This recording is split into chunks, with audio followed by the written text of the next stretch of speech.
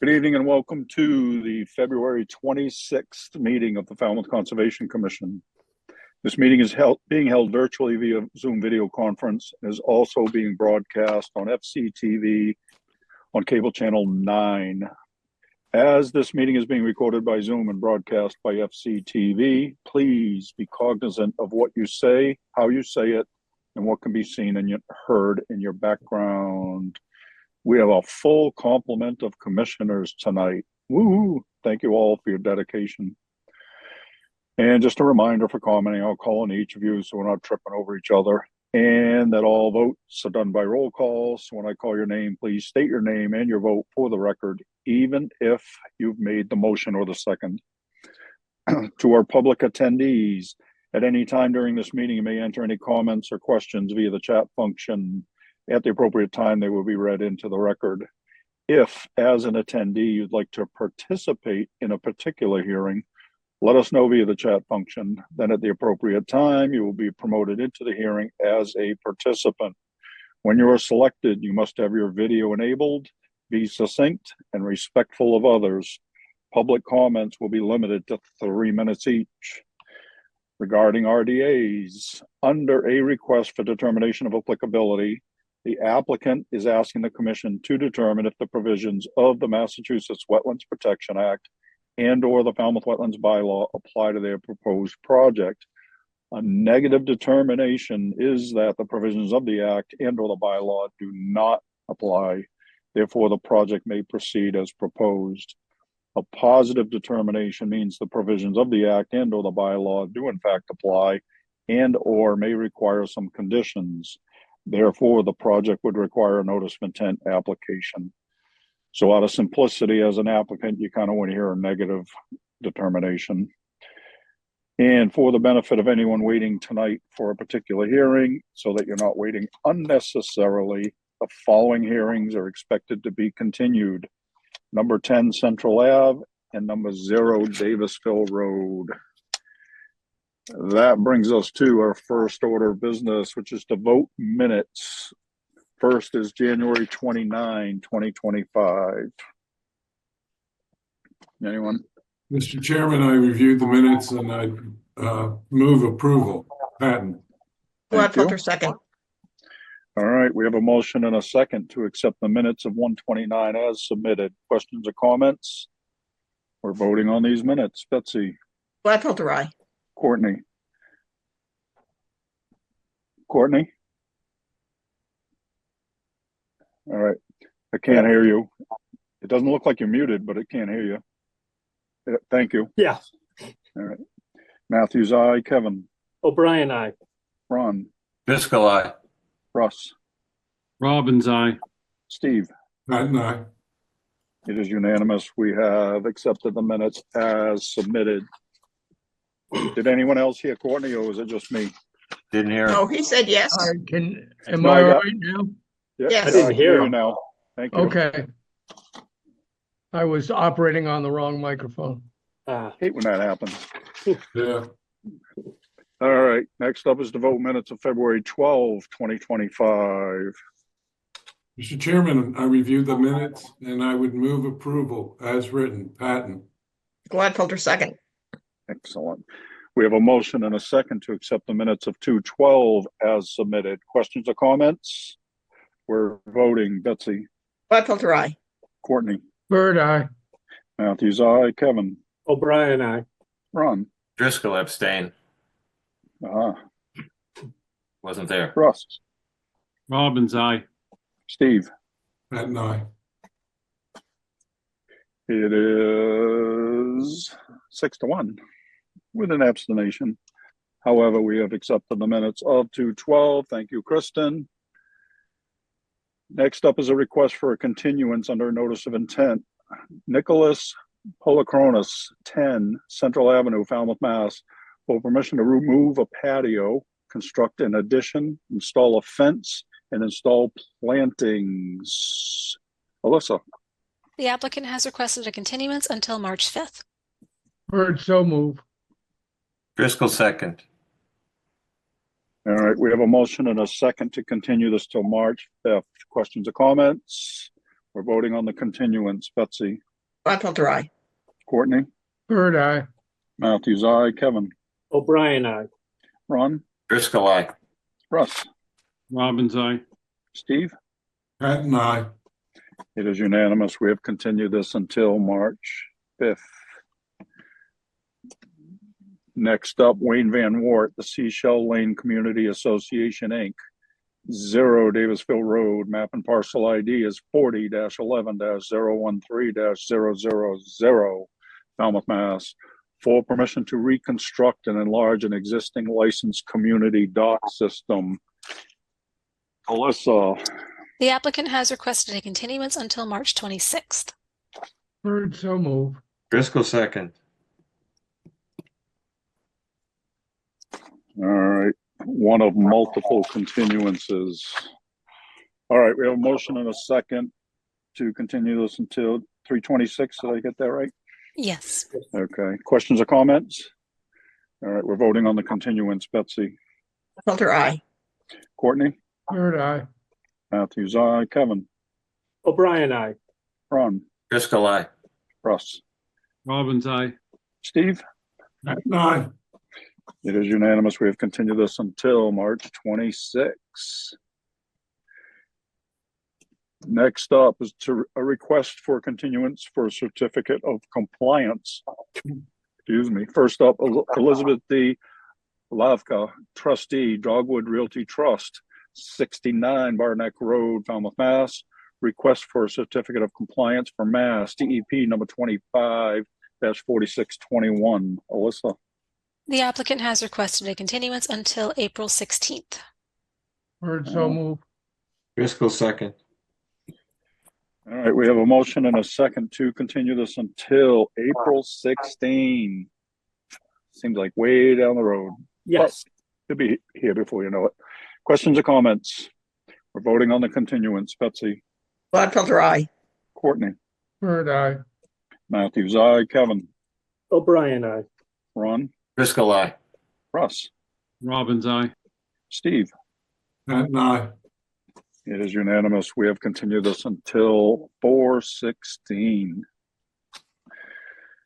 Next up is a request for a continuance under an enforcement order.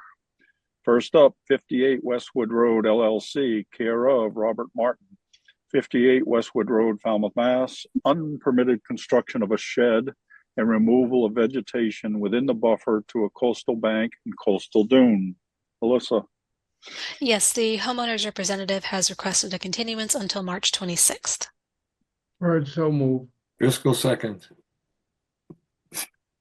All right, we have a motion and a second to continue this until March 26.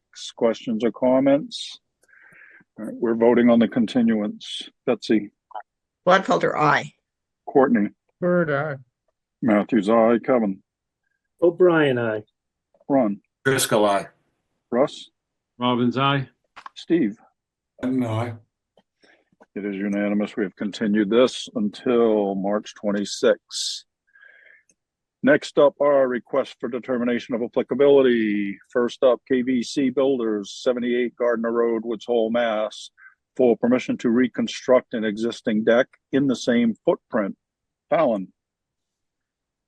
Staff recommends a -3 under the state and -2 under the bylaw. Resource area boundaries are not confirmed. Bird, so move. Driscoll, second. All right, we have a motion and a second to accept staff's recommendation. Questions or comments? We're voting. Betsy, Gladfelter, aye. Courtney, Bird, aye. Matthews, aye. Kevin, O'Brien, aye. Ron, Driscoll, aye. Russ, Robbins, aye. Steve. Patton, aye. It is unanimous. We have accepted staff's recommendation. Next up, Marcia Maines, 366 Maravista Avenue, Falmouth, Mass. For permission to construct a second floor addition and 3 smaller additions, construct roofs over 2 stoops and install a dry well. Fallon. Staff recommends a -2 under the state and bylaw. Resource area boundaries are not confirmed, and this project solely takes place in an AE flood zone. Thank you. Bird, so move. Driscoll, second. All right, we have a motion and a second to accept staff's recommendation. Questions or comments? We're voting Betsy, Gladfelter, aye. Courtney, Bird, aye. Matthews, aye, Kevin, O'Brien, aye. Ron, Driscoll, aye. Russ, Robbins, aye. and Steve. Patton, aye. It is unanimous. We have accepted staff's recommendation. Next up, James Dooley, 28 Boston Street, Falmouth, Mass, for permission to raise, R-A-Z-E, and rebuild a single-family dwelling, install dry wells, and reconfigure an existing driveway. Fallon. Staff recommends a -2 under the state and bylaw. Resource area boundaries are not confirmed, and this project solely takes place in an 8E flood zone. Yeah.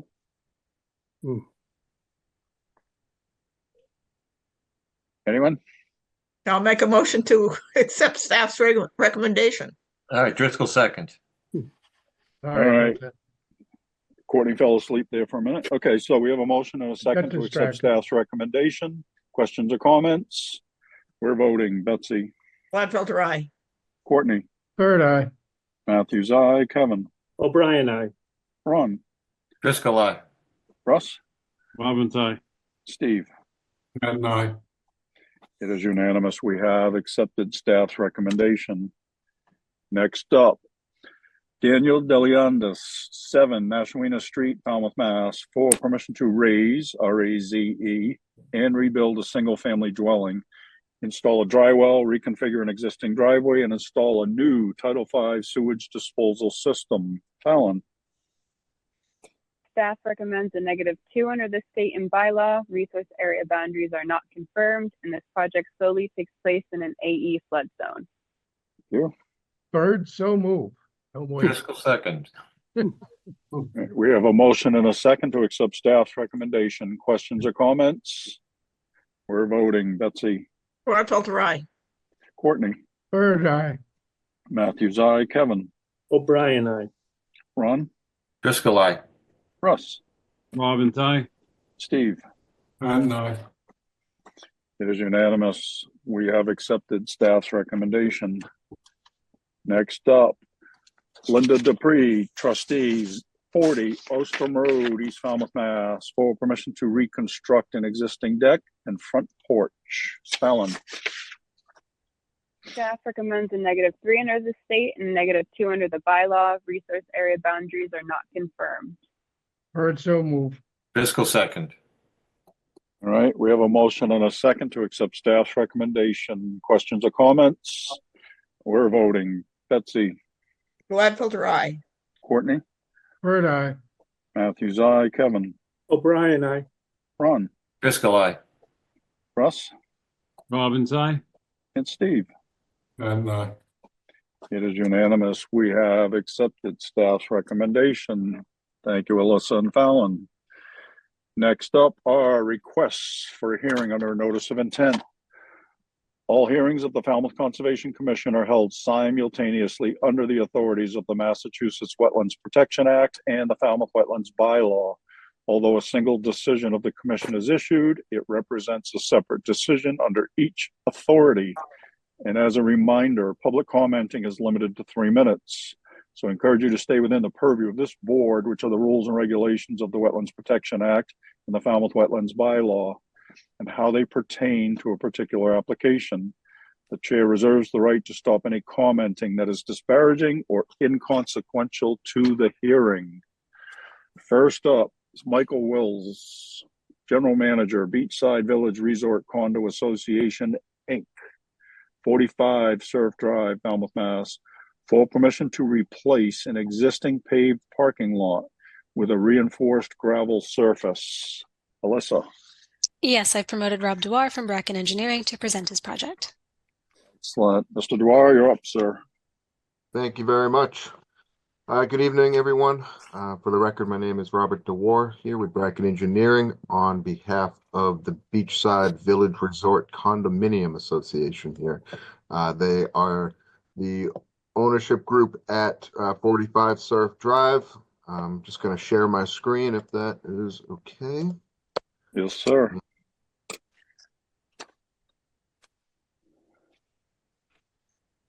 For those unfamiliar, Surf Drive, we're down here on the Sound here on the south side.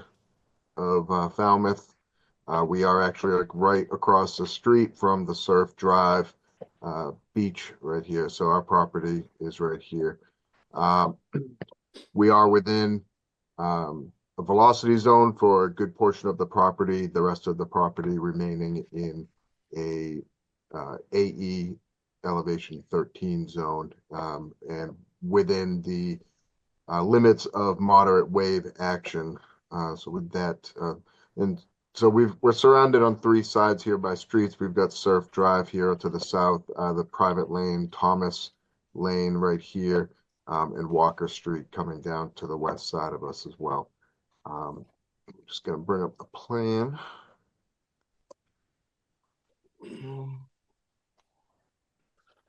So just bringing up the plan here. Again, Surf Drive to the south, Walker Street to the west, Thomas Lane here to the east. You can see here, this is the limit of the velocity zone that cuts across the property. The 25-foot offset for the Falmouth Wetlands regulations, regulatory zone cuts across right here. And then the remainder of this is within this AE elevation 13 with AE elevation 12 beyond that outside of our locus, except for this tiny corner here. This line also is the limit of moderate wave action line as well. That's something I'll address in just a second. Just off-site in terms of other resource areas here, previously delineated on a plan provided on record provided by BSC. There's a coastal dune here in this corner, and so we do have a 50-foot and 100-foot buffer zones from that dune that extend onto our property. So in terms of proposed work here, what we're doing is attempts to eliminate quite a bit of off-site flooding that happens. Basically, this parking lot floods up. This leaching catch basin right here is unable to handle the amount of stormwater that comes there. This floods, comes down Thomas Lane, floods out Thomas Lane, comes all the way down to Surf Drive and floods out the leaching catch basin. That there's another one here in this corner, but primarily it seems to reside here. And it gets so bad that it floods out, some of you may be kind of familiar with this, floods out a good portion of Surf Drive itself. And really impacts traffic and safety down there. So we were hired by the ownership here to try to remedy this. What we figured out was that it seemed like this issue started when this parking lot was paved, because right now it is paved and there's sort of like a chip seal style gravel surface placed on top of it. So it looks like a gravel parking lot, but it's really paved. So there's no infiltration there at all. So what we are proposing is to remove that pavement. It's about just under 9,500 square feet of pavement up in this upper lot area here. Excavate down, remove any, base, sub-base to that parking area, and fill that back up with crushed stone, approximately 8 inches, compact that. And then we utilize these plastic grid kind of, support pavers that get placed down, and then they get filled with a smaller gradient of crushed stone within. So it just supports that and provides some stability to the parking lot while still allowing infiltration down below. We did run some hydrology numbers for this. Based on, this area, we've got a contributing watershed of approximately like all of this coming down here. This is including, about half of the roof system here for this primary building, the majority of the roof of this smaller building, and the roofs of these sheds. And so with all of that contributing area, we're well within able to store, the 100-year storm volume. And that's based off of the newer Atlas 14 storm events. So it's over 9 inches of rain. And so we can contain that easily with some room to spare. We get about 2,500 cubic feet of storage within this gravel system here. So along with that, just on the entrance here, there would be just a cobble apron to stabilize that entrance. And that's about it for the rent, for what we're proposing. The leaching catch basin would remain since it's already there, just to provide a little bit of extra infiltration. It's already there, no sense in removing it. Staff comments came back. They were fairly minor, but there were a couple things. One was to delineate the Limois line here, the limit of moderate wave action. I will submit we can certainly submit a follow-up plan for that. And just showing that is this line here, double access, the Limois line. Additionally, it was caught that previously this shed that's up here in this upper eastern corner here used to reside here. It was moved here, and this newer shed was constructed. So we would like permission to retain that shed. Currently, the ownership is working with the building department to see what they need to get for a post facto building permit for that, and if they need to provide any kind of anchoring or flood vents for that structure as well. So that is about it. With that, I guess I'll open it up to any questions or concerns from the commission.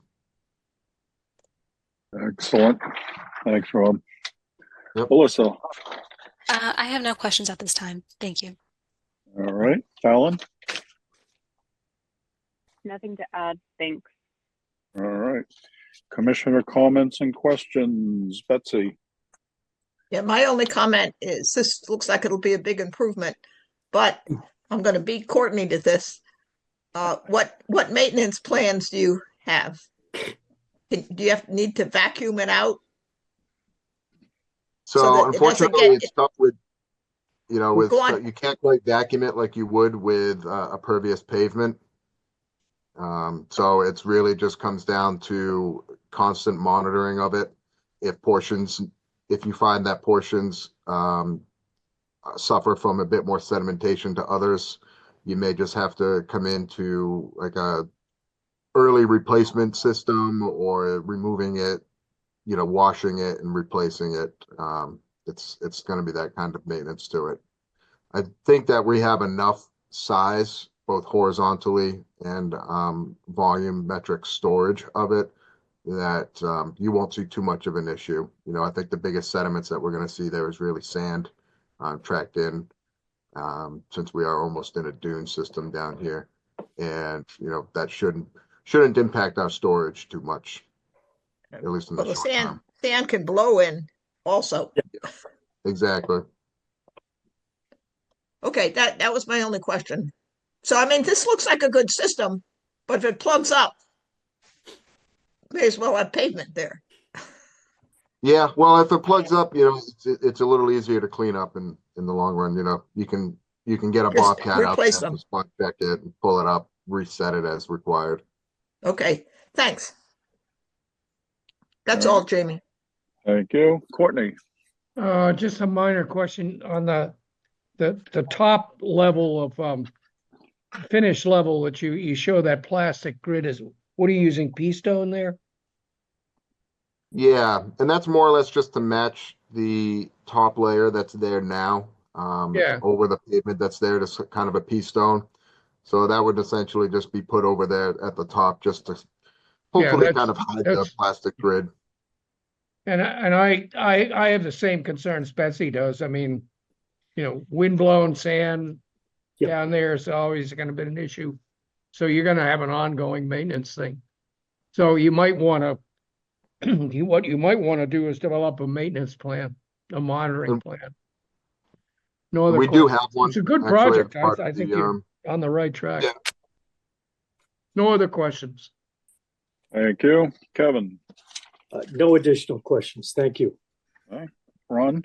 Hey, is there the same concern about on the west end on Walker Street? Or are those big catch basins over there enough to keep the flooding or the rain inside your property?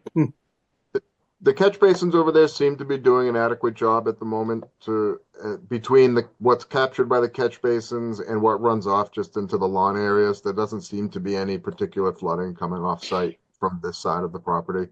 It's really more this Thomas Lane and coming down the Surf Drive here.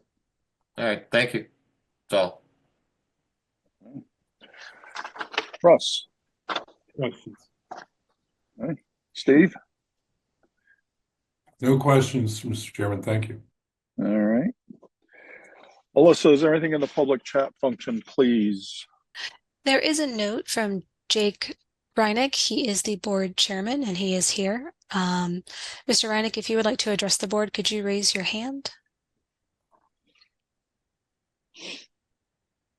Okay, he raised his hand. Meanwhile, can I ask a quick question, Jamie? Absolutely. Mr. Dewar, is that correct? Yes. Yep. You seem to indicate that you do have a maintenance plan that goes along with this. Could you send that to Alyssa to put in the record, please? Yeah, it is in the drainage report that was sent over there, but I can break it out so she doesn't have to sort through a 97-page report to find it and send that separately. Yeah, that would be good. Yeah. Okay, Alyssa? Thanks. All right. Yeah, no problem. Mr. Reinish, you there?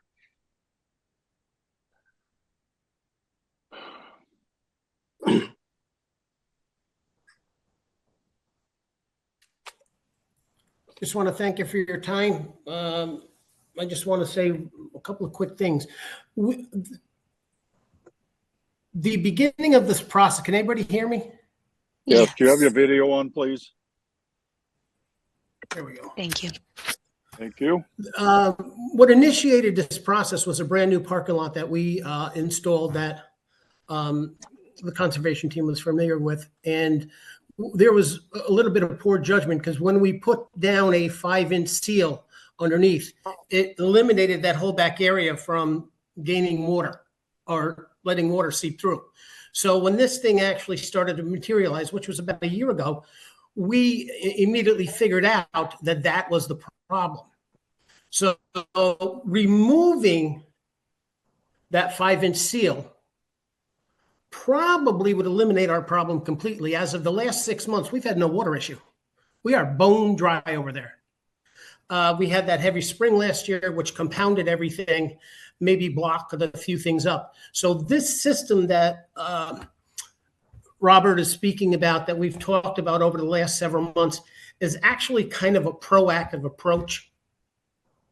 And the way I'm kind of looking at it, as we're a permanent fixture in your community, we are also, as a board, looking at the other side of the parking lot down by where the other 2 catch basins are, to, if this is actually going to do it, we'll probably may continue and do the entire other area as we, I can budget money out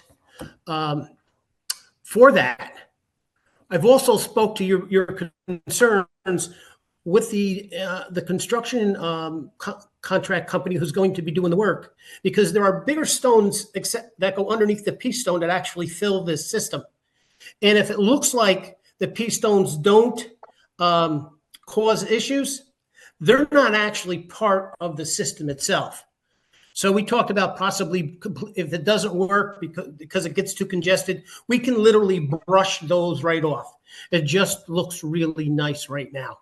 So that's kind of where we are when it comes to that pea stone is more cosmetic than actually part of the design itself. That's my 2 cents. All right. In that case, Alyssa? I'll make a motion. Oh, I'll make a motion to close the hearing and take it under advisement. Driscoll second. All right, we have a motion and a second to close this hearing. Last call, questions or comments? We're voting to close the hearing. Betsy? Gladfelter, aye. Courtney? Bird eye. Matthews, aye. Kevin? O'Brien, aye. Ron, Driscoll, aye. Russ, Robbins, aye. Steve? Patton, aye. It is unanimous. We have closed this hearing. Thank you, gentlemen. I have Thank one you more very comment. much. We're Sure. closed. No, well, no, it's not for it's just, it's nice to hear people are being proactive about issues like this. Well, Yep. what's going on at Beachside is actually, we're the, let's use the word guinea pig for the entire little community. So I'm in communication with the surrounding owners so they understand exactly what I'm doing and how it may benefit them as they look at the same issues that may come to them. Okay. So, I'm trying to get that whole group down there in the corner to be proactive, because there is a lot of water that gets on that street with or without us. And we've got to figure out a way to make it happen, make it better, So, Good project. Thank you. yep.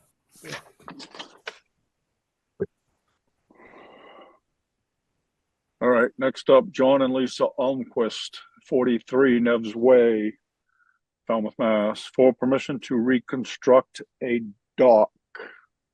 Alyssa. Thank you. Yes, I am promoting Mark Dibb from Cape and Islands Engineering and Brian Wall from Troy Wall Associates, I believe is the name, to represent the project. I'm just grabbing everybody.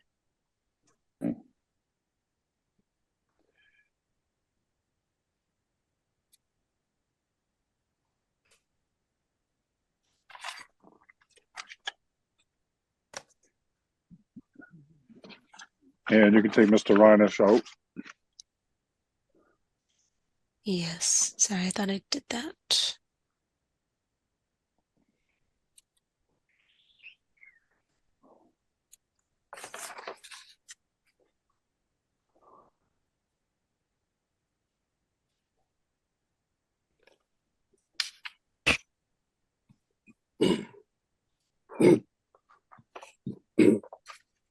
I wonder if the video screen is just frozen. Okay. All right. Mr. Dibb, you're up, sir. Good evening, everyone. Mark Dibb with Cape and Islands Engineering, representing the applicant for 43 Neves Way in Falmouth. We filed a notice of intent application to rebuild an existing dock and add a ramp and float at the property. With your permission, I'd like to share my screen. Yes, sir.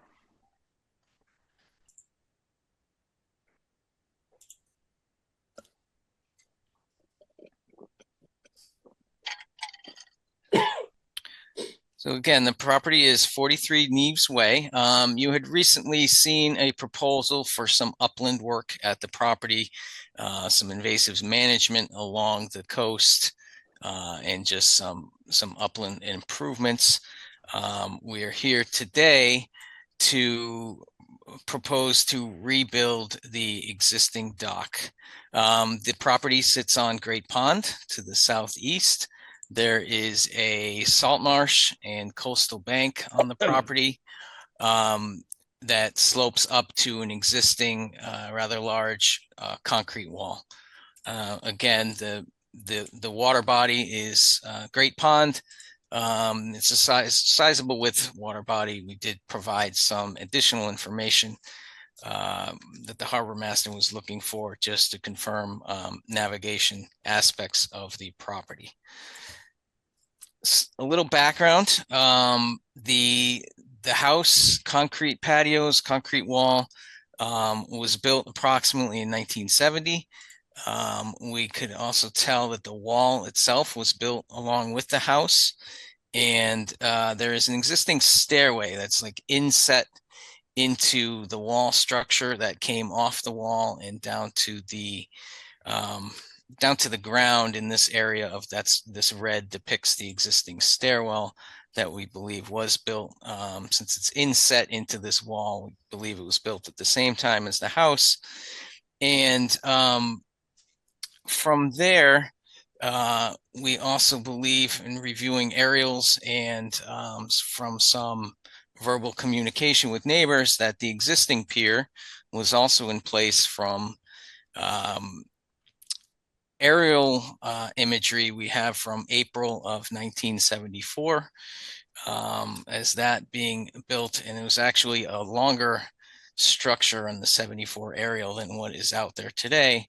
And there's also a couple of existing piles in the water that we believe was an additional bent section. We had a local dock installer go out and review and look at those piles, and they had hardware to reflect an additional bent section. So that's what this extra piece of red area on the existing dock represents. So usage of the dock would have been, as far as we can tell, down the existing stairs off the rather large concrete wall structure, across the bank, across through the vegetation onto the dock system. And just to note, this is a velocity zone, so we are looking to rebuild the dock, an existing dock in the velocity zone. So the actual proposal is to rebuild the dock, however, in a less impactful location. So what the red represents the existing area of the proposed structures associated with the dock, and the blue represents, making it having less impact. You won't have to traverse across the coastal bank. This landing won't have to be on the coastal bank.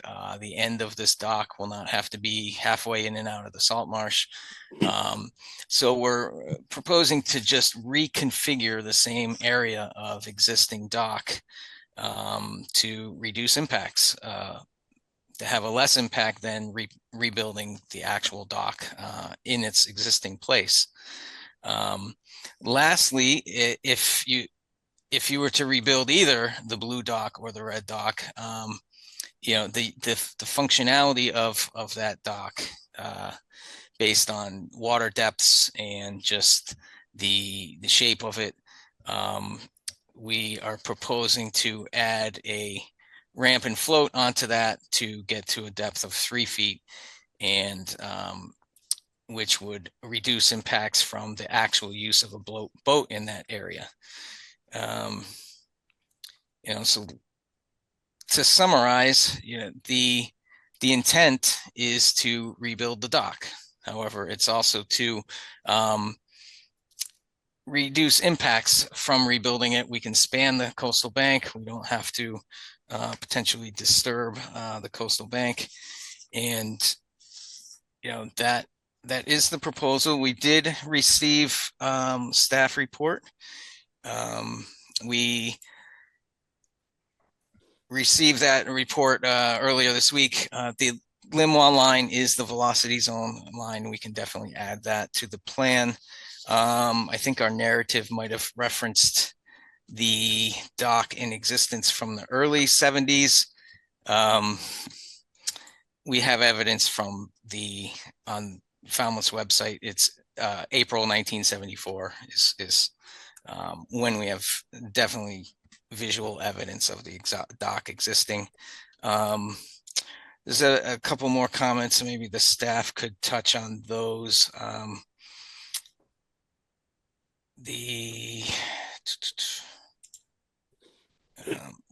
like to end my presentation there. If Brian wants to let staff review first or add something at this point, he can, but I'll turn it over to the commission for now. Thank you. Oh. Mr. Wall, do you have anything you'd like to add at this point?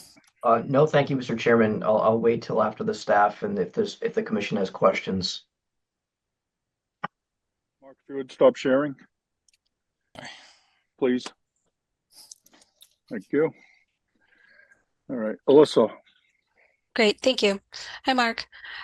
Just to confirm before we begin, I did not see a DEP number on their website. Do you know if you've received one for this project yet? I did not see that either.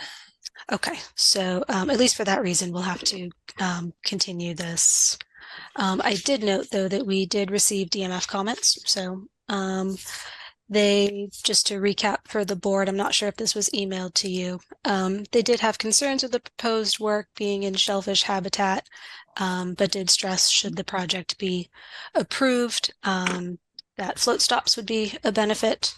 Also, barge work restricted to around the high tide schedule and doing as much as they can in the upland. Mark, thank you for clarifying where the Limwa is. We're just starting to see that more and more on plans. It's just good to know.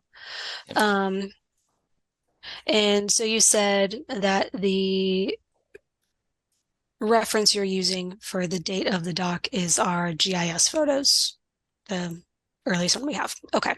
I think it's 75, but I'll double check that. Either way, close enough. So the staff's perspective is that the project before you does not meet your regulations.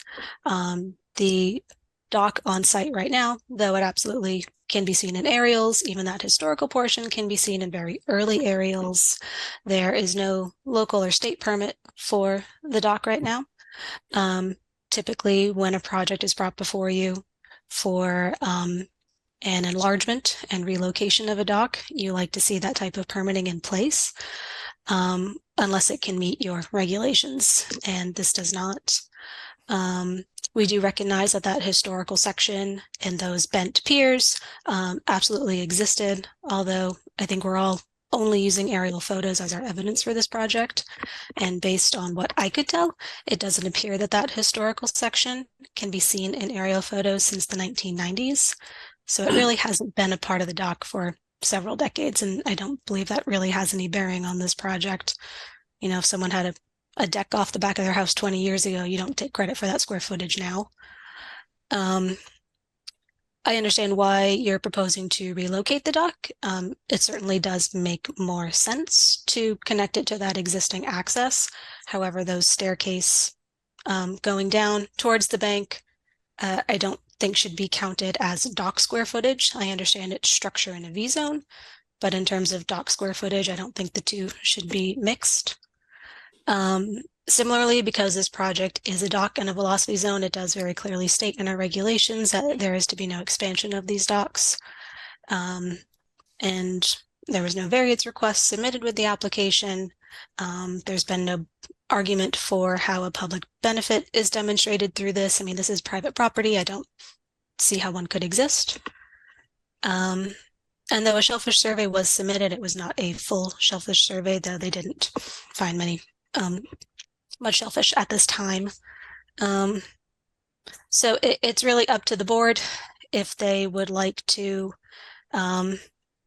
explore perhaps permitting the structure that's there, but please keep in mind that there has been no local permitting. Only aerial photos can show that its existence is there. And there's, I think the benefit to the environment would be removal of the structure in its entirety than making it 4 or 5 times bigger in a velocity zone. That is all I have at this time. Thank you. All right. Alan. Nothing to add. Alyssa got it all. Thank you. All right. I'm going to start with the intention of a little bit of clarification. I think what we need to look at is the fact, are we willing to grandfather the existing dock? And, there's photographic evidence that existed in 1974. I heard everything Alyssa said, no disrespect to your opinion, Alyssa. So for me, it's kind of simple. If we grandfather the existing dock, the new location is actually a much better way of having it, because you're walking straight out. You're not going down a set of stairs, crossing a coastal bank, and then going back up. In that regard, I'm for it. I understand it has to be out further to get the water difference. So I agree with the float stops if we do approve it. And a question to Mark, I think, is the bank in that other permit, the other order conditions, is that being revegetated? Yes, there's a invasive management and then restoration plan. Yeah, it's been a while, so I don't remember off the top of my head. All right, so that's a benefit there too, that coastal bank will be cleaned up, revegetated, and in theory, not trampled on again. So those are my comments. Kevin? No additional comments. Thank you, Mr. Chairman. All right, Ron? I'm all set, thank you, no comments. All right, Russ? The only thing I've got is I don't remember, and correct me if I'm wrong, but I didn't think we would allow somebody to replace something in kind, from damage or storm or whatever else. But I don't ever remember in a VE zone anyway allowing additional dock. And that's I kind of really appreciate Alyssa's comments, and I agree with it. So that's me. All right. Steve? Mr. Chairman, I agree with your comments, and the question remains, do we grandfather a dock? And that obviously existed, but for whatever reason, didn't get permitted. No. Okay. Yeah. No, this is the proverbial dilemma. Betsy? So I'm going to start. I have a lot of comments, but I'm going to start with what Russ just said. We have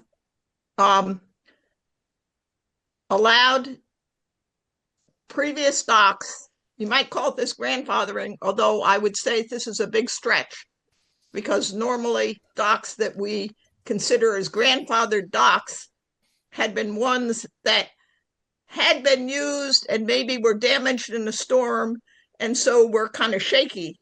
And then we allow them to rebuild. They're always built in the exact footprint of the prior dock. So I've never seen a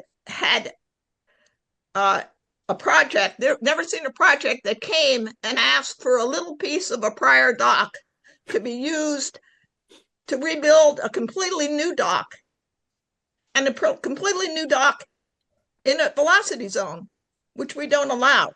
Yeah. And even if you wanted to build in the velocity zone, you should be asking for a variance. And there's no request for a variance here. And the shellfish survey is completely inadequate, and it's not acceptable. And that's all I have for now. All right. Courtney? I agree a lot with what Betsy has to say. First of all, this dock, the existing dock from the 70s never at any time had any permitting on it. There's no Chapter 191 license. There's no town permit. Now, I realize this was before conservation, before our bylaw, and before we would have overseen stuff like that. But there was no record of it. But I agree with Betsy that, when we allow rebuilding of docks, we allow them in be reconstructed in the same footprint in the same location. We're almost looking at the equivalent of the wedding at Cana, in which Jesus converted water into wine. So in case the applicants want to take us all out for wine later, you can follow that. But what I'm suggesting is that that's a real stretch to go. Yep. To say that structure, which was never permitted and under either locally or through the Chapter 191, is something you're going to reconstruct. Call it a spade a spade. It's a brand new dock. Yep. No, nothing aside. It is a brand new dock. As such, it needs to meet our regulations. And the first regulation that it violates is that you're not allowed to build a dock in a velocity zone, 10.16 H1. Unless you can show an overriding public benefit.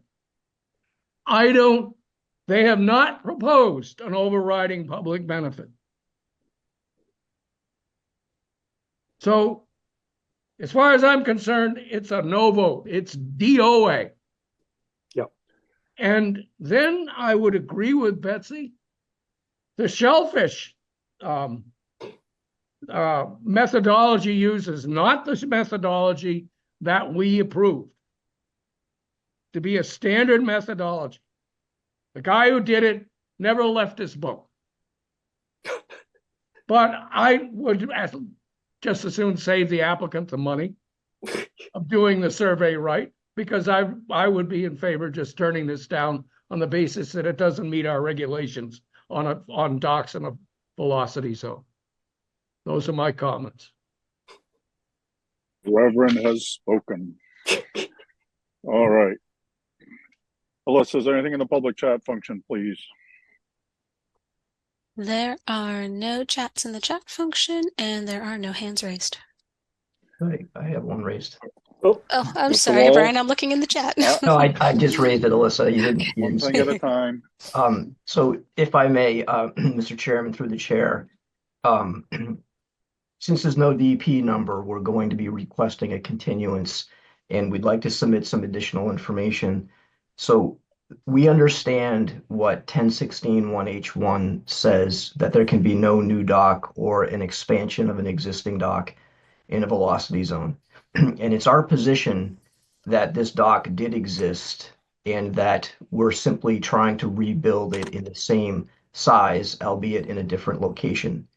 And unfortunately, we were not able to get all the information available for you today. And so we're going to be submitting some additional information for your consideration at the next hearing. And that information will include, I would suggest, that Mr. Almquist has talked to 2 neighbors in the area, direct neighbors actually, and they are going to give us something in writing that says that the dock existed as far back as 1963, one of them is going to say, and the other one is going to say it's been there since 1965. And we did look at the submerged piles, and the hardware on those piles is the same as on the hardware on the dock that you can access above water. And the neighbors that I just mentioned are also going to say that the dock extended another 20 feet to a T. And so it's going to be our position that it is an existing dock. And I do understand what Courtney said and what Betsy said. It would have been a better case if we had a Chapter 91 license, and it doesn't. But I know that this board has seen many, many times, you're well aware of the amnesty program. It was back in the early 1990s. It was not uncommon for property owners to not know about Chapter 91 and to not get the license. And with the dock being shown in a photo from 1974 and the neighbors telling us it's been there since 63 or 65, that predated the Wetlands Protection Act and the wetlands bylaw. The town adopted the bylaw in 1979. So again, it would be a better case if we had licenses and permits, but we don't. But I think we have some pretty strong evidence that the dock did exist. And our contention is that we're simply trying to rebuild it, and we're not trying to extend it, or build a new dock. And that's why we think we qualify for consideration. We will get you that information next time, so we will be asking for a continuance. Okay. Alyssa, what do we have for a date? Let me look here. Mark, Brian, how long were you thinking in order to obtain that information and get it over to us? So I think the information that I mentioned we can get relatively quickly, but I'm going to defer to Mark. I think that, was there any new information? Did you say you had to put the Limois line on the plan, Mark? Yeah, the Limois line. I do want to talk to staff about the shellfish, but that's not too worried about that. I think we can do, I don't see a big issue with doing March 12th. That gives us a week. Do you think we need more time than that, Brian? As far as plan work goes, there's not much. Yeah, I'm sorry to talk about our schedules in real time, but I have a conflict that night. I have to be in Mashpee. Could we have the 19th or the 26th? So we're not meeting the 19th, but the 26th is available. Would that be Fine. okay, Mark? Yep. Great. At the request of the applicant, I'll make a motion to continue this till March 26th. Driscoll Bird second. second. We have a motion and a second to continue this until March 26th. Last call, questions or comments? We're voting on the continuance. Betsy, Whitefelder, aye. Courtney, Bird, aye. Matthews, aye. Kevin, O'Brien, aye. Ron, Driscoll aye. Russ, Robbins, aye. Steve. Pat and I. Thank you. It is unanimous. We have continued this until March 26th. Thank you, Mr. Wall. I think Mr. Dibb dismissed us already. Oh, he's still there. Thank you. Thank you. Chairman. Thank you, everyone. Good seeing you. Good seeing you again, Mr. Robbins. Thank you. Seeing you, Brian. Have a good night, everyone. Thanks, Brian. All You right. too. Aye, Brian. All right. Next up is a continued request for hearing under a notice of intent has been previously continued. Bear with me 1 second. 3-5. Brings us to Susan Moran, trustee, Charles E. Moran, Qualified Personal Residence Trust, 402 Wild Harbor Road, Falmouth, Mass. For permission to replace an existing concrete bulkhead with vinyl sheet piling and to conduct invasive species management and restoration. And the quorum excludes myself as I have recused. But I'm going to stay on as moderator because I know how much you guys love me. So, Alyssa. Thank you. I have promoted Mike Borselli with Falmouth Engineering and Elaine Johnson. I'm sorry, Elaine, I don't know your company's name off the top of my head, to describe their project. Excellent. Mr. Borselli, you're up, sir. Thank you, Mr. Chairman, members of the commission. For the record, Mike Borselli, Falmouth Engineering. I represent the applicant along with Elaine Johnson. And this is a continued hearing. We continued it after we made our initial presentation and received staff comments. We subsequently had a site visit with your staff, made revisions, and we're back tonight. With your permission, Mr. Chairman, I'd like to share my screen. Yes, sir.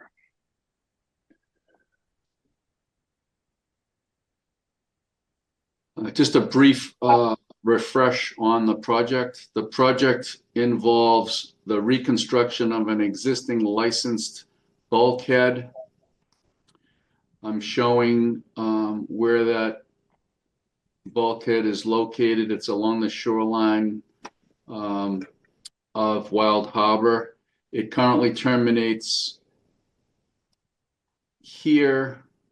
There's been some attack around the end. So we're proposing to change the angle slightly landward and extend it a little bit further landward. It is 8 feet away at the closest point to the edge of a salt marsh system that is shown here with the green lines and goes in a northerly direction.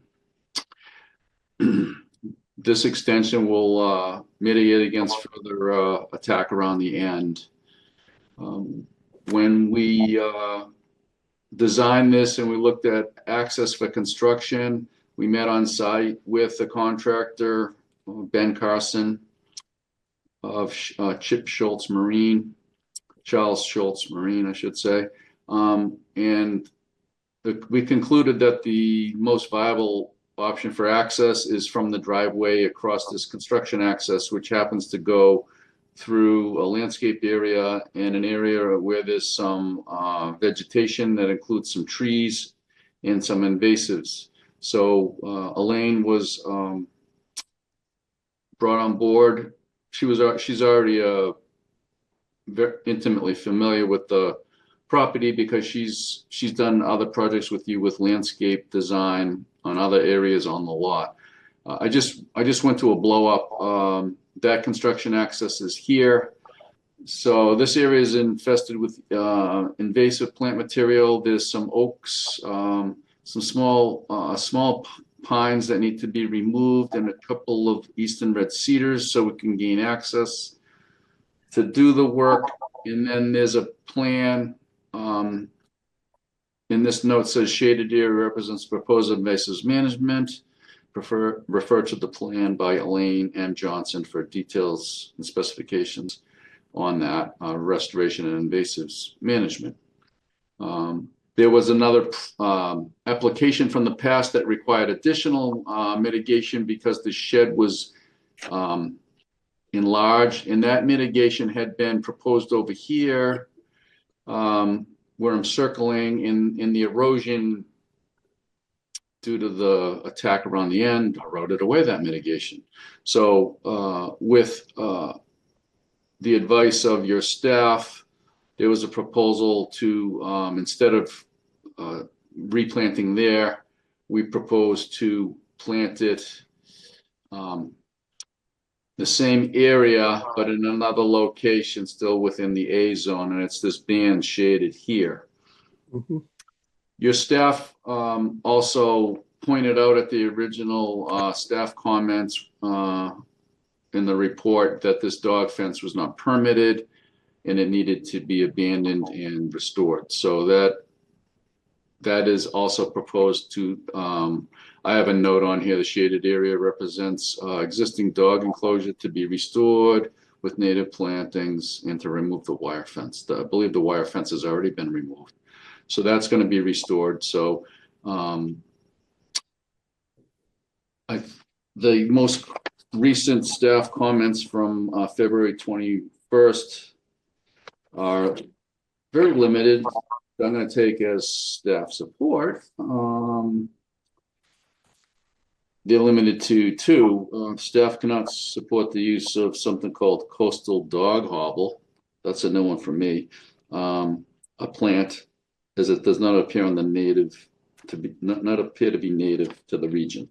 I'm sure we can remedy that, and Elaine can work with staff to come up with a substitute. And the only other staff comment was that we still have not received Division of Marine Fisheries comments. And I don't really know why, because it's been quite a while. I'm hopeful. I don't know what Division of Marine Fisheries could have to say about replacing an existing licensed bulkhead. But I'm hoping that we don't have to wait any longer for the Division of Marine Fisheries comments, and that we can, if you're satisfied and it makes sense, close the hearing tonight. But that's not my decision to make. I just don't know what they could come up with. But we've been patient. There's been a couple of continuances. I have no explanation for why they're not commenting.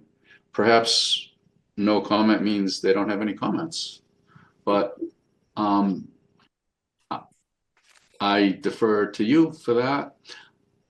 I'm here for questions. I'm going to not stop sharing, and if Elaine wants to make some presentation, I can share her plan, and we can go through her plan as well if you'd like me to. Elaine, are you prepared for a presentation now?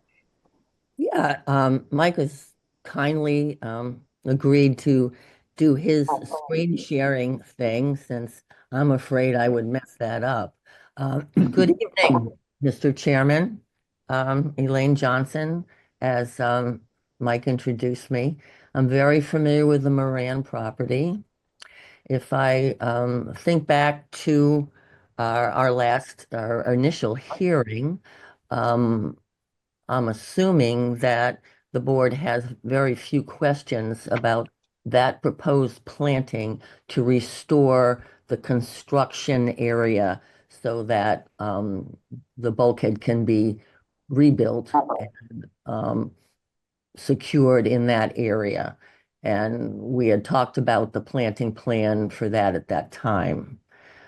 Basically, to review my notes, we were removing 6 trees and I propose to plant 7 in addition to the shrubs that we had talked about. With relationship to the dog run, both Alyssa and Jennifer and Mike and also the Clover landscape crew took a look at that area, and we are in total agreement that it will be revegetated. The fence, as we know it, is long gone, and the electrical conduits and all of that paraphernalia will, of course, be removed. We have permission to remove 3 dead trees and also an understory of invasive on the periphery. And Alyssa will recall our conversation about that area. And then I specified replacing with native plants with some vertical diversity. I understand that Leucophila oxalaris is not on the list as a native in Massachusetts, which is unfortunate because it's a very nice plant and I use it in other areas all the time. But that is not a problem, of course. I will just add those equivalent 9 plants with adding more Fothragila, inkberry, and aronia as an understory type planting in that area. The other area is down by the beach. That's an existing mitigation planting that was actually installed in 2014 and was actually revised and added to and improved in 2020.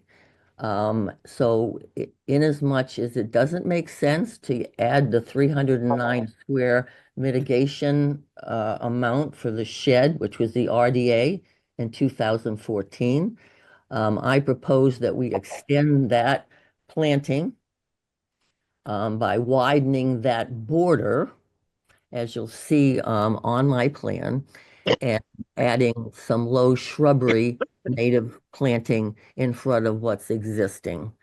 So I think I actually have that border to be, I'm trying to read my writing, about 70 feet long by 5 feet wide, which is well over the 309 square feet that we were requested to plant.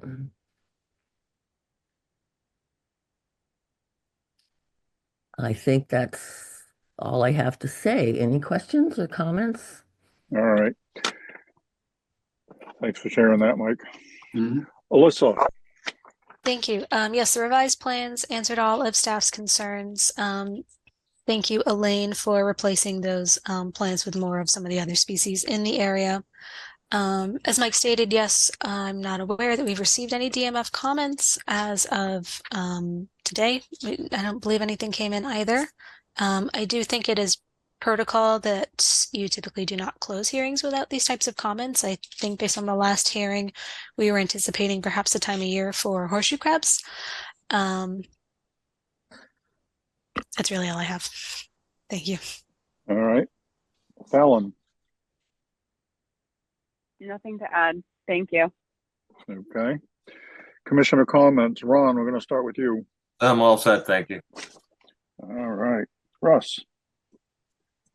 I'm all set. Looks like a good project. Thank you. Okay. Steve. Yeah, I think we've seen this one enough. Thank you. I'm all set. Betsy. Yeah, I just have a question for Alyssa. Is there a statutory time requirement for the DMF comments? I could perhaps look through previous filings. We might have gotten the same type of letter in the past. They've had a lot of projects over the years. So I could look into that time frame if that's enough for the board. We can just tack that on to the special conditions. It's probably what we would do anyway when we get the actual letter. Yeah, so we could close it and say if there are any special conditions in the DMF letter, then add them on. They'll be added. That there will be incorporated. Because it's really frustrating, I can tell you, to have a project that keeps getting delayed because of permitting. Okay. Sounds like you have some experience with that. Just a little. Courtney, I have no comments. Except I'll echo Betsy's suggestion that we close it and, insert any DMF comments if appropriate. Yeah. Other than that, it's a good project. I don't have any issues with it. all right. Kevin, No comments, Mr. Chairman. Thank you. all right. Alyssa, is there anything in the public chat function, please? There is nothing in the public chat, and there are no hands raised. Then I'll make a motion to close the hearing and take it under advisement. Third, second. This is a lovely project, lovely, but we've all seen enough of it. We're ready to move on. Well, we love seeing you, but thank you. Great. All right, you have a motion and a second to close the hearing. Last call, questions or comments? All right, you're gonna vote to close this hearing. Betsy, Gladfelter, aye. Courtney, Third, aye. Kevin, O'Brien, aye. Ron, Driscoll, aye. Russ, Robbins, aye. Steve. Patton, aye. It is unanimous with that quorum. You have closed the hearing. Thank you, Mr. Borselli. Thank you, Ms. Thank you. Johnson. Thank you very much.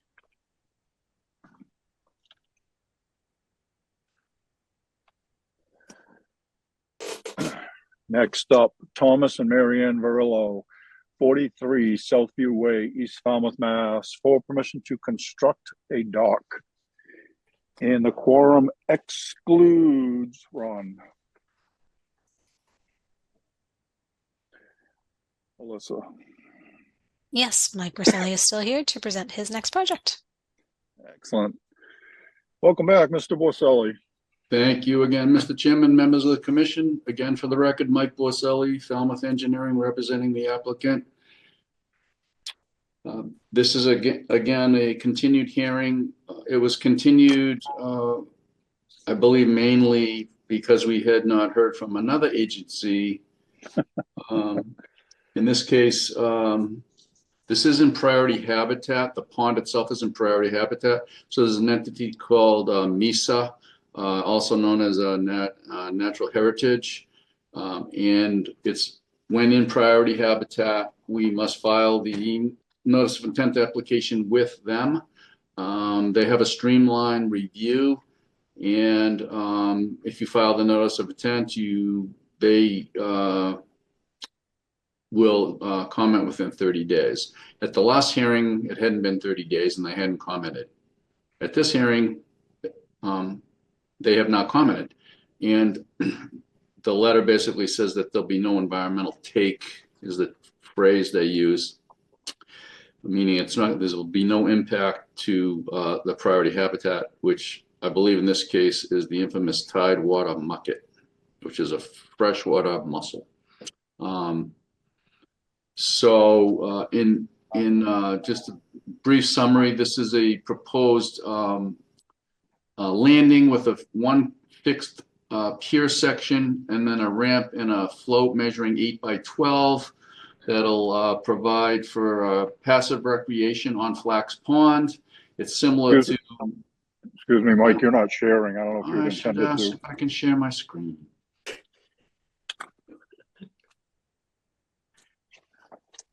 There you go. Thank you. You should be seeing my plan, which shows a small landing, ramp, and an 8 by 12 float. It projects out about 32 feet from shore.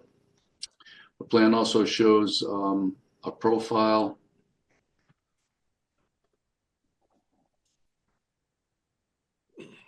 And it shows the one section of fixed pier, a ramp and float. It'll be secured to the bottom by 4-inch galvanized steel pipes. There's a typical cross section for the fixed pier section. You've reviewed and approved, I think, 3 or 4 of these in the past 5 years that I've submitted.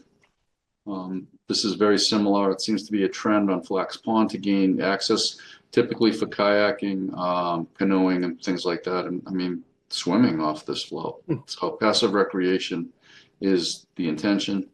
There were some, in addition to continuing because of the not having any comments from Natural Heritage, There were some staff comments that I think we've addressed,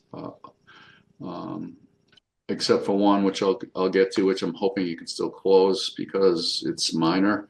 There was an existing slate walk, I should say, here. If I can zoom in on that. It's just from the grass area, it's the beginning access to this path. It really doesn't serve any purpose. They removed that slate because it was not permitted, and it would require mitigation because it's impervious. So they removed it. In addition to that, Mr. Varela had a kayak rack, and there's some photos in the staff report if you want to refer to them. It's basically was some cinder blocks with some I think 2x4 cross members laying on top of the cinder blocks, and he just laid the kayaks across that. There was that too has been removed. There was one final request that we show the no disturbance zone from the edge of the inland bank. And it's a 100-foot no disturbance zone because your regulations say that it increases to 100 feet if you are in priority habitat, which we are. Finally, there was a revised staff report.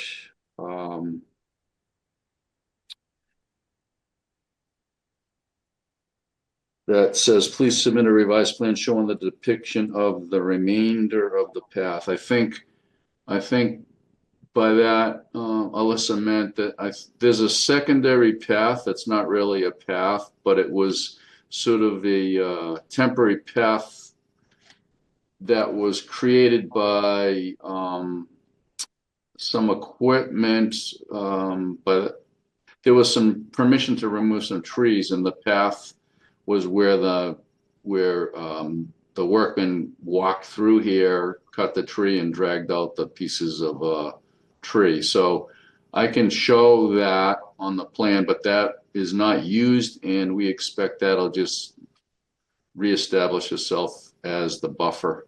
This is basically a typical woodland understory with briars and things up to this point up here. And this primary path will be the only path on the property.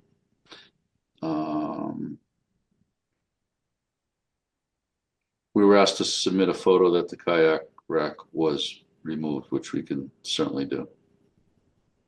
And I think that sums it up. I'm happy to take questions. Thanks, Mike. Alyssa. Thank you.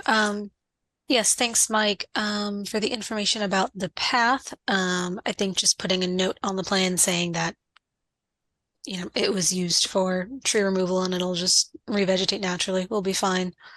And then whenever you guys are able to send over a photo of that, that would be great. Mm-hmm. Thank you. Fallon. Nothing to add. Thank you. All right. Commissioner comments. Russ, you're on the hot seat. Make it easy. I have no comments. Steve. No, it seemed to have responded to the staff's questions and everything's all set, so I'm set. What? Betsy. No comments. Courtney. Unlike the previous dock application, no comments. Kevin.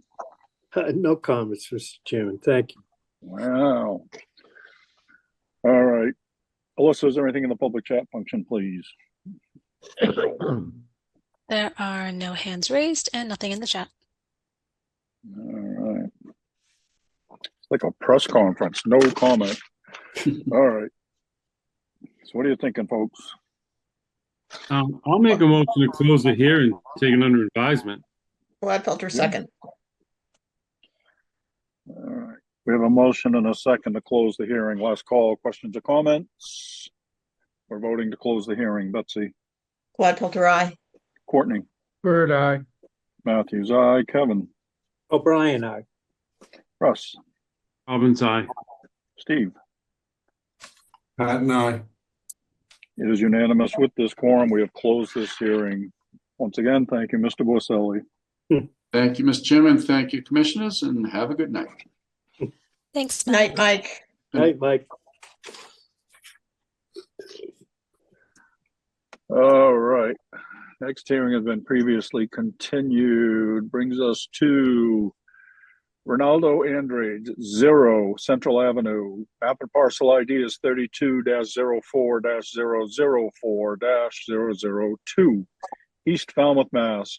For permission to construct a single-family dwelling and install a Title V sewage disposal system on an undeveloped lot. Alyssa. Thank you. Yes, Mark Dibb is here to present his project. And Mark, I am trying to promote Jake. I believe he's joining you. Yes. He has declined. Do you want me to send it again? All right. Mr. Dibb, you're up, sir. Hang on one second. I'm going to try to get Jake. Oh. He's just down the hall. Sorry.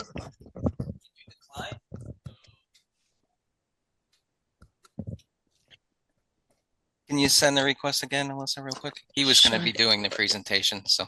Yeah. Jake, if you can hear me, just click on the window that's popping up.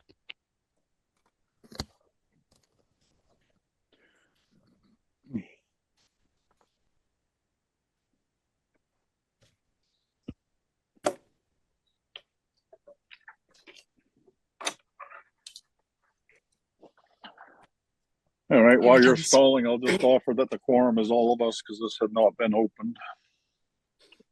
Jake is coming on.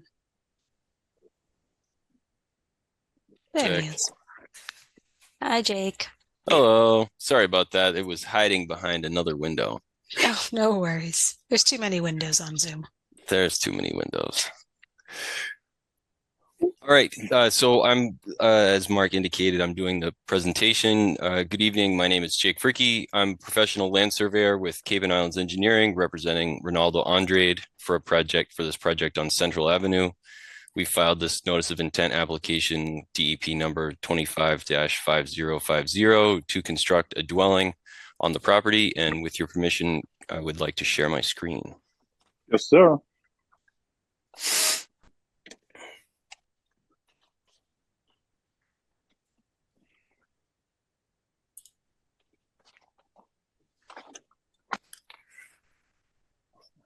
All right.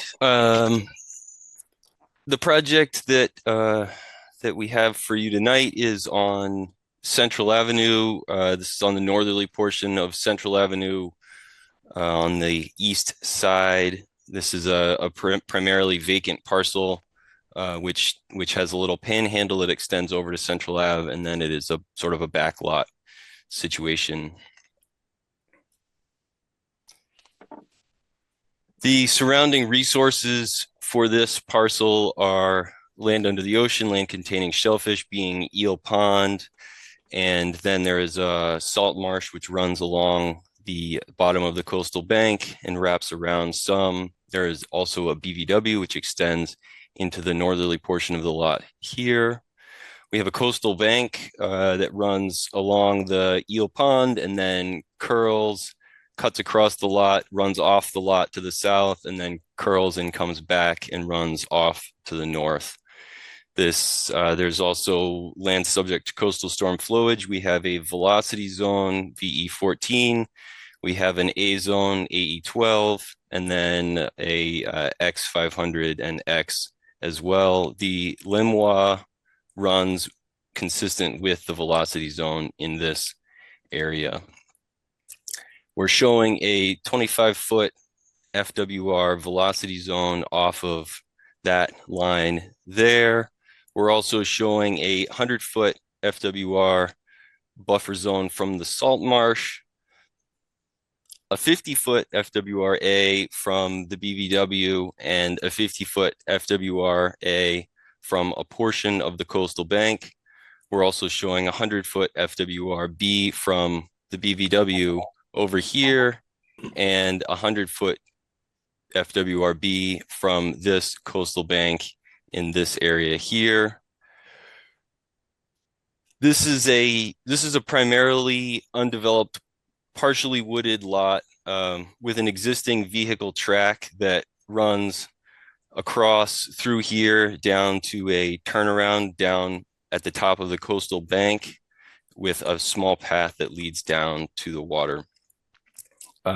Please note that concurrently with this, we are also developing a subdivision plan, and so we're showing future lot lines as dashed here, and this is a cul-de-sac here, and the future lot line for our parcel that we're discussing today runs through here, and we're showing those just to understand the sort of the area that we're working with on this.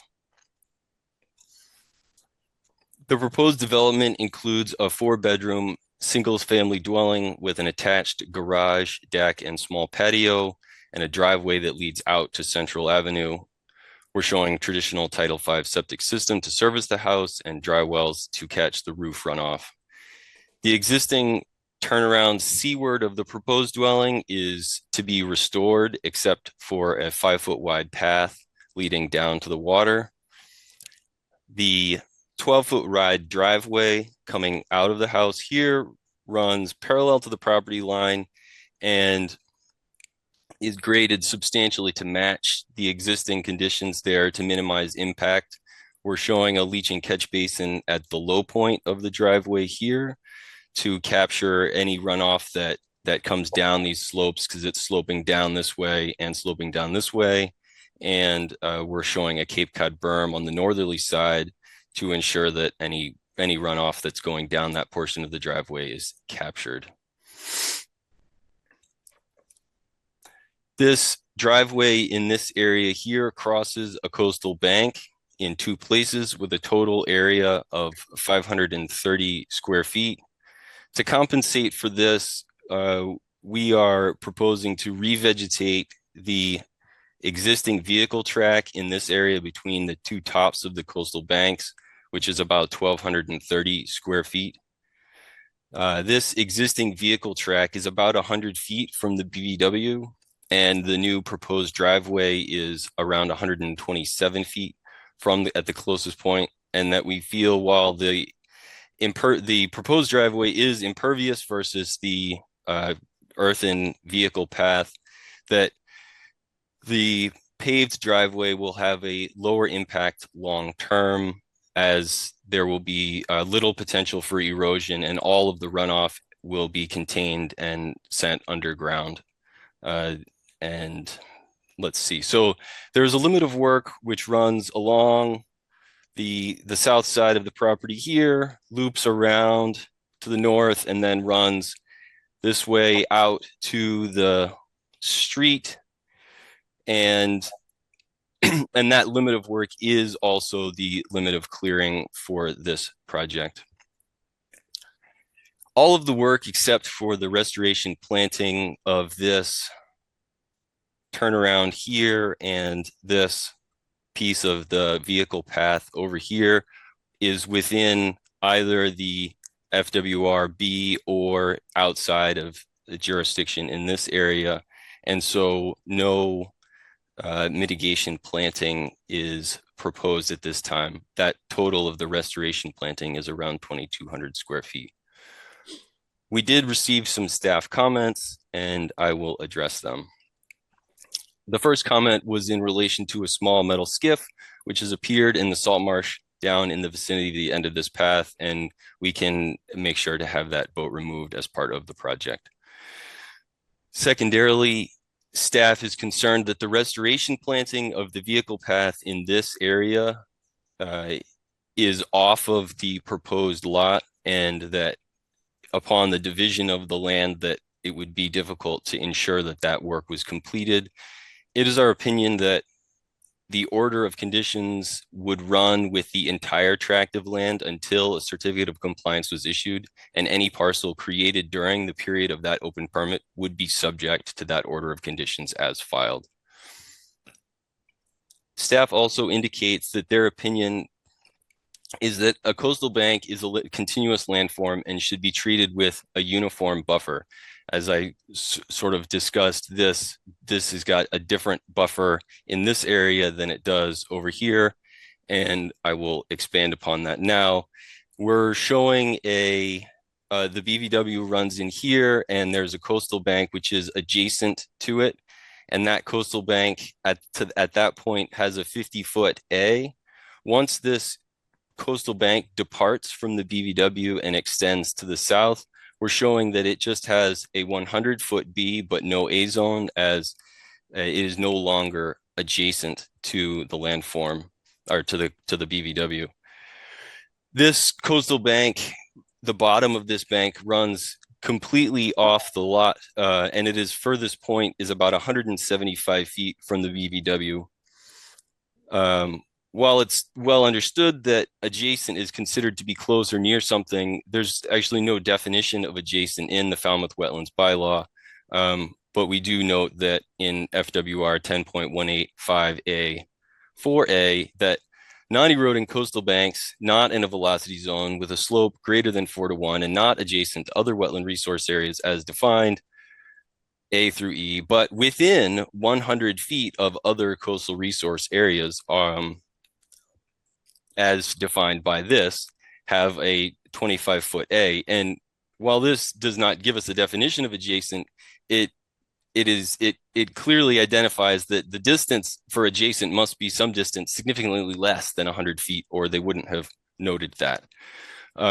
We feel that as the bank clearly departs from the wetland and runs to the south and exits the lot before coming back again, it's not adjacent and should not be shown with the uniform 50-foot A, but rather with a variable 50 and then 100-foot B.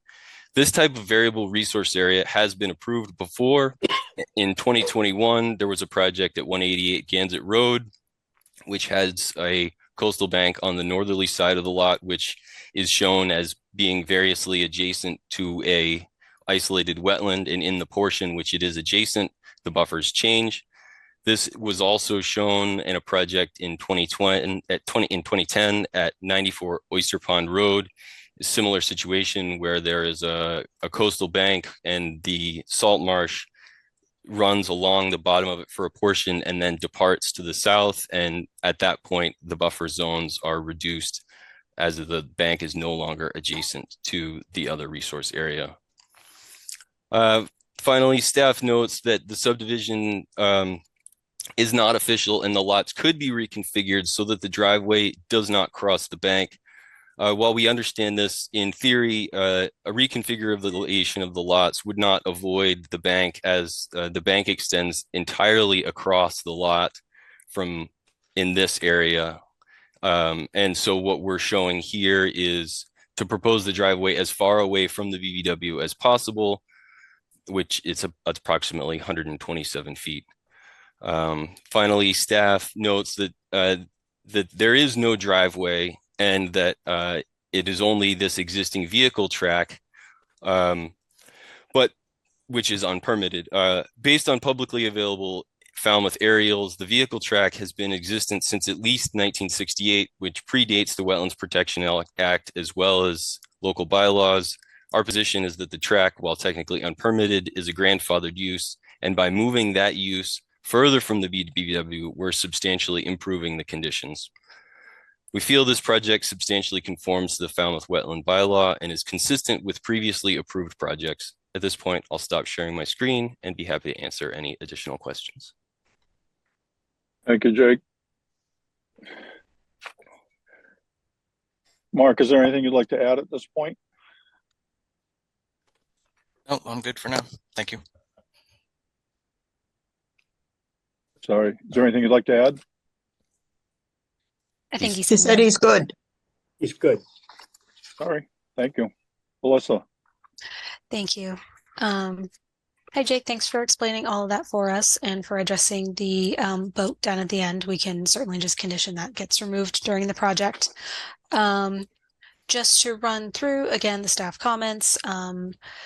Staff did have concerns with the buffer zones as described on the property. Though Jake has explained some examples, I really can't speak to those at the moment. The way it's been described to me and the way that Jen has routinely argued against the changing of buffer zones on a contiguous landform is that as Jake described, the bank is coming up on the seaward side, wrapping around and taking up most of that middle of the property. Jen and I were just in a meeting last week advocating for the fact that that buffer should be uniform throughout the entirety of the landform. Perhaps it very well may have been approved in the past. I'm not sure what the argument was at that point, and if that lot was already partially developed. This is not the case here. This is a completely undeveloped lot aside from that pathway. Though I understand there are proposed lots divided out at this time, the board should not feel pressure to permit this lot with the driveway over the coastal bank. Should you find that that is against the regulations, it is a resource area. I understand the path is there. It has never been permitted. It's larger than a path than you would typically allow through a resource area, and it will be paved as described. I do recall when this property was up for sale several years ago, there were a couple plans floating around. There were several potential buyers talking to us, and the staff repeatedly informed these potential buyers that this eastern portions of the property simply may not be developable. That coastal bank was very apparent in the topography on GIS, and we simply weren't sure if a home could be proposed in that eastern half of the property. And then in regards to the restoration plantings, it's great that something is being offered to offset. I admit I don't know quite how all the recording will work, so we did have concerns if the order will be recorded on all future deeds of these lots. However, should we see a proposal in the future for future Lot B, which is where most of that planting is proposed, it's very possible we could get a design to us and then they want to change where those plantings are going. It just could be an ever evolving process. I think that's all I have for now, but thank you. Okay. Fallon. Nothing to add. Thank you. Okay. Steve, we're going to start with you. Thank you, Mr. Chairman. My concern, and I don't know if it's appropriate, is more with the future development of this entire parcel. As briefly mentioned by Alyssa in her comments about the need to maybe relocate mitigation or other tools for the future. So it seems we should have a better picture of the proposed development at this point. And that's my view. Thank you. Okay. Betsy. Jake, could you put your plan back up again? Yes, hang on.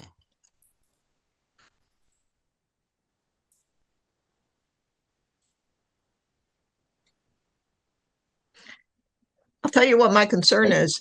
First of all, the coastal bank, the top of the coastal bank is a contiguous landform.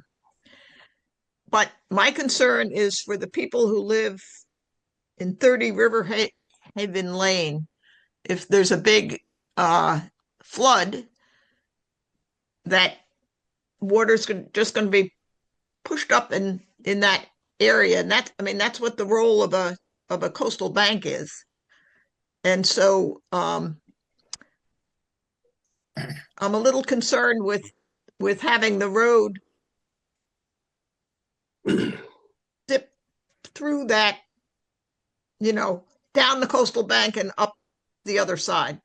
Yep. So I have to think more about it, but that's what my concern is. That's all, Jamie. All right. Jake, if you would stop sharing. Yes. Please. And I guess I would like to say in response to Betsy that the proposed grades along that driveway are primarily in coincidence with the existing grades. And so any flooding issues that may currently be happening on 30 River Haven would not be substantially different pre and post driveway. Okay. Courtney, Mostly on the lot lines. The solid lines on your drawings are the existing lot lines and the dashed are proposed. Is that the way I read your plan? no, That's correct. Okay, so your mitigation there for that road is on a separate lot than existing lot than the where your proposed house is that correct? That's correct. But So at this time, it is all one lot. So I'm just concerned that because the work that mitigation is on a different lot, when it comes time for the order of conditions, it has to apply to both of those lots.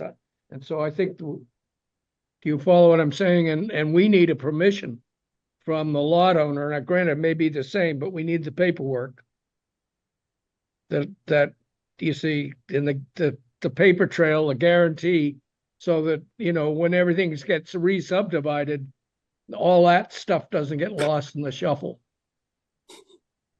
So, you know, I understand your concern. so however you want to do that, I won't be comfortable with an order of conditions until that my concern is satisfied. Other than that, I have no other questions. all right. So, Jake, first I'm going to say welcome to the team. You did a great presentation, so we appreciate it. Very thorough. You did your research. I have similar concerns with this lot. You're saying that it's one lot at the moment, so you could mitigate anywhere on it. But I agree, when it gets divided, it becomes a whole different issue. And just to be clear, you're saying that development is not subdivided at the moment, correct? I'm sorry, you sort of faded out in the middle of your question there. That property has not been subdivided yet, correct? That's correct. Okay. So we're being asked to look at a project on, I don't know how many acres that is in its entirety. So that's kind of confusing to me. I have issues with that, with stormwater storage there. You know, that's in a what the word I want is, it's in a swale at the moment, and you're going to fill that swale. You said you're going to bring it up to adjacent grades. So you are going to change stormwater flow. I mean, that's what it looks like to me.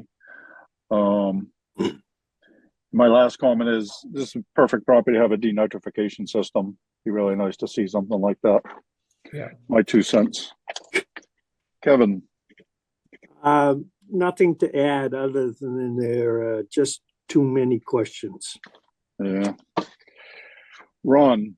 Yeah, it's I've concerns about the mitigation being in the middle and possibly being transferred to another lot. I think there's some way we could put in the order of conditions that you have to, if you subdivide that lot, you have to either change the mitigation or continue it somehow. We should be able to take care of that. But other than that, you have a lot of questions on the property, but that's all I have to say. That's a good point. Could there be a deed restriction on the new lot if it's all the same owner at the moment, you know? Yeah. Okay. Thank you for that. Russ. I got nothing right now. Thank you. Okay. All right. Alyssa, is there anything in the public chat function, please? There are no hands raised and nothing in the public chat. Right. What are we thinking? All right, Courtney. Yeah, are we going to be comfortable closing this without that issue of the lots and the jurisdiction and where the mitigation is going and so forth, until we have some kind of clear document on that? I'm personally not comfortable closing it till I see something that's a legal document that makes this very clear what's going on. Well, I don't know. I mean, procedurally, that's just me. Really, they have a proposal in front of us, so we can close it. It doesn't mean we agree with it. We want continue and look at a different avenue, that's fine too. I'll get right to you, Mark. But the I mean, if application's we a- continued it, we'd only be continuing it until we This- got that documentation, that's all. Because I think we've settled all the other issues, but We don't continue things. It's the applicant who Continue. requests to continue. Continuance. all right. Mr. Dibb, Thank you. Again, Mark Dibb. I would like to just poll the commissioners on the buffer zones. I think, Jake did a great job presenting the buffer zones shown on the plan, and we'd like confirmation that the commission agrees with the buffer zones shown on the plan or not. If anybody has concerns about those, because it is a major basis for the design. And I just also wanted to kind of mention that we're proposing to restore the path because we will no longer, or the vehicle, path, because we will no longer need it. Technically, though, it's not mitigation. So I just wanted to kind of differentiate that. We're trying to restore it, but technically this project does not trigger that per se as mitigation. But we definitely want to poll the commission on the buffer zones because that does affect the proposal pretty significantly. Thank you. Melissa, do you have something on that? Just that the staff comments stand. I really can't speak to the projects that were used as examples. I don't have that off the top of my head. I do recall 188 Gansett very well, simply because it was a extremely large property. There was a lot to look at that could have been missed. I don't know if it was a topic of discussion. I just know that the staff has routinely argued against changing the buffer midway through a resource area. That's all. All right. Jake, what are you thinking? I think that we would like to request continuance till March 12th so that we can address some of your concerns and maybe look into legal avenues for ensuring that the restoration planting on the vehicle path there is for sure going to get done, even if the lot is divided. Okay. Alyssa's the 12th available? I believe so. Let me double check. Yes, we're advertising that today. There's not much on it. I did have a quick follow-up for Jake, if I may. Absolutely. So when this order is recorded, presumably on the entire lot, because it's not subdivided yet, how would this work after compliance? There would be plantings required from one property, but situated on the other. So when that second property came to us for something in the future, as much as we all know that those plants were tied to something, it's no longer tied to, what I'm trying to say. I don't know all the legal terms to express my concern there. Right. I understand your concern. And, our position is that that order of conditions runs with the whole parcel. Any parcels divided out of that would still be subject to that order of conditions, or, sort of overarching, just like if you had a large property that had an easement running across it. If you divided out that lot, that easement wouldn't just disappear because you cut it up into pieces. That thing would still exist as an underlying encumbrance upon the lot until such time as it was released. And in this case, the order of conditions would be released at the time of the certificate of compliance. Okay, thank you. And Jake, did you guys get planning board approval on the subdivision? No, we have not gotten to the planning board yet. And the reason that we're even showing these lot lines on this for this discussion is just so that you could sort of understand where we were headed with this. It's a sort of information, more information is good in this case. So have you even applied to planning? No. So for our purposes, we're really looking at this as one lot. And I Yes. know you said that, I'm just pointing out the obvious here. Okay.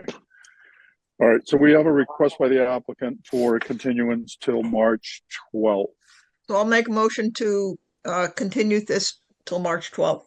Bird second. All right, we have a motion and a second to continue this till March 12th. Last call, questions or comments? We're voting on the continuance. Betsy, Gladfelter, aye. Courtney, Bird eye. Matthews, aye. Kevin, O'Brien, aye. Ron, Driscoll, aye. Russ, Robbins, aye. Steve. Pat and I. It is unanimous. We have continued this until March 12th. Thank you, Jake. Thank you, Mark. Thank you. Absolutely. Have a good evening. Thank you. Good evening.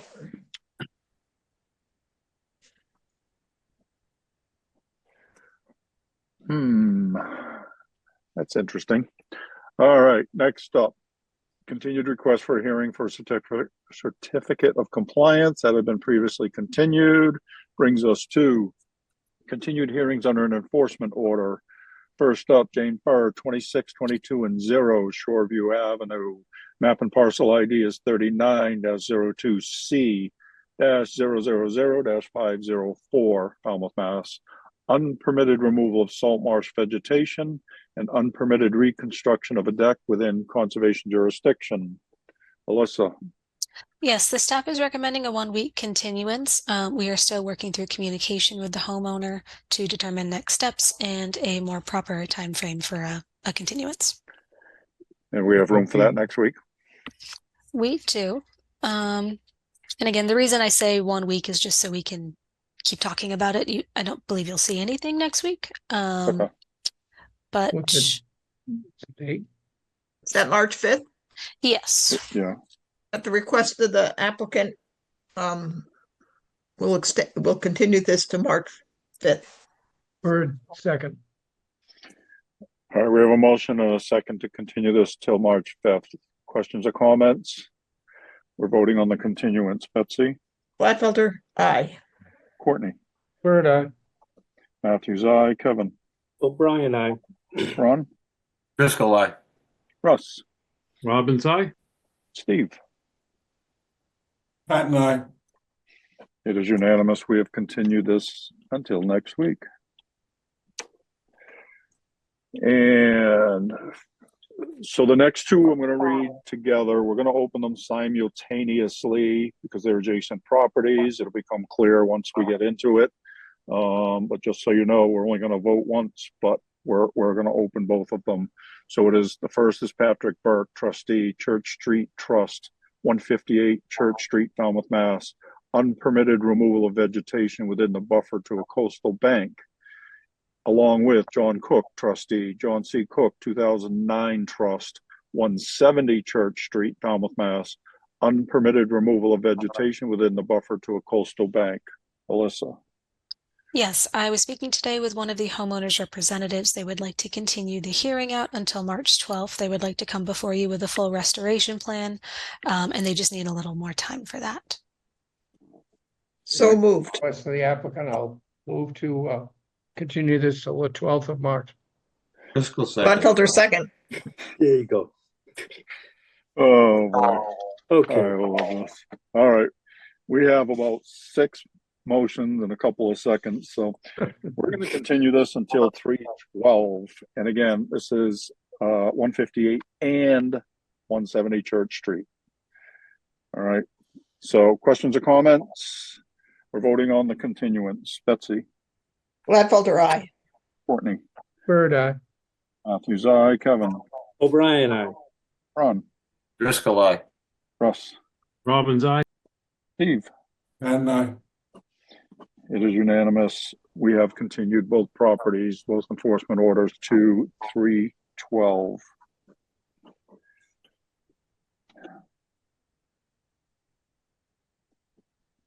And that brings us to 58 Westwood that has been previously continued.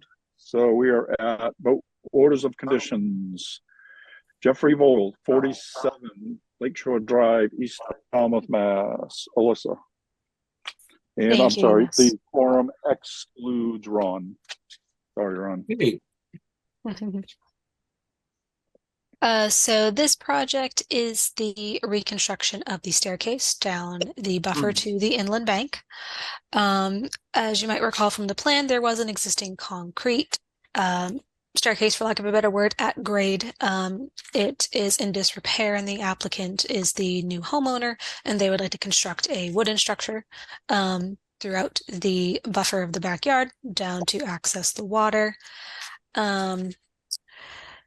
Due to the increase in impervious surface by the staircase, in addition to the deck on, I believe it's the north side of the house, there is a mitigation requirement. The applicant has found room within the vegetated buffer to sustain new mitigation. There are a few invasives in the area, namely ivy, that he will be eradicating during that process.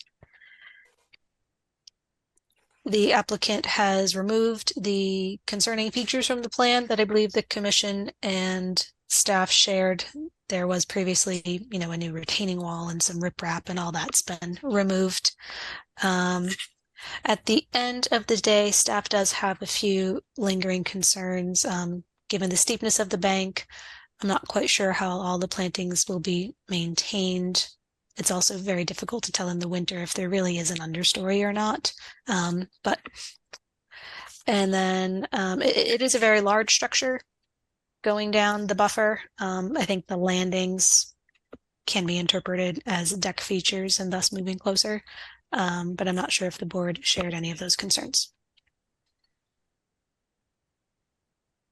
I'm fine with the project as it is, and I'm willing to put forth a motion to accept as the plan was given to us.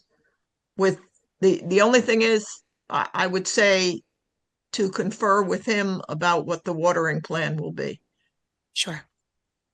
I think we briefly talked about a drip line just to make it a bit easier. He said he might want to do a drip line. That'd be easier than moving from place to place with a hose. Right. I'll second the motion. Bird. All right, so Betsy, that was a proper motion? Issue an order of conditions? Okay. Yes. All right, so we have a motion and a second to issue an order of conditions as discussed. Any other input, questions, comments, requirements? All right, we're voting to issue an order of conditions. Betsy? Gladfelter, aye. Courtney? Bird, aye. Matthews, aye. Kevin? O'Brien, aye. Russ? Robbins, aye. Steve? Patton, aye. It is unanimous. We have issued an order of conditions. Thank you. Last motion, who wants it? I'll make a motion to adjourn. Second, O'Brien. Gladfelter, aye. Bird, aye. Hughes, aye. O'Brien, aye. Driscoll, aye. Robbins, aye. Patton, aye. It is unanimous. We are adjourned.